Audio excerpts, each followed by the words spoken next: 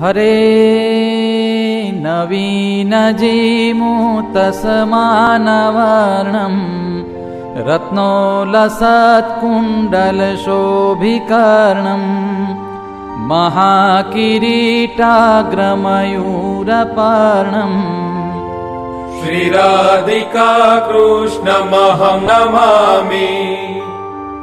निधाय पाणिद्वितयेन वेणुं निजाधरे शेखरयातरेणुं निनादयन्तं जगतौकरेणुम् श्रीराधिका कृष्णमहं नमामि। विशुद्धहेमोज्ज्वलपीतवस्त्रम् हतारियूथं च विनापि शस्त्रम् व्यर्थीकृतानेकसुरद्विडस्त्रम् श्रीराधिका कृष्णमहं नमामि।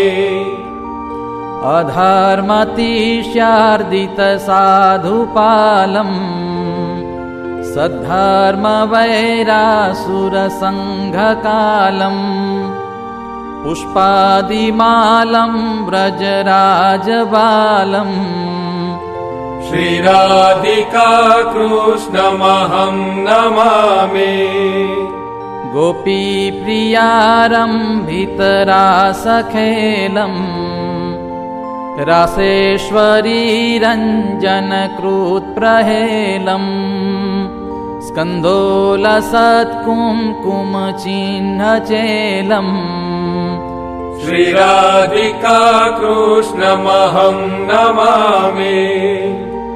वृन्दावने प्रीततया वसन्तम् निजाश्रितानापदमुद्धरन्तम् गोगोपगोपीरभिनन्दयन्तम् श्रीराधिका कृष्णमहं नमामि।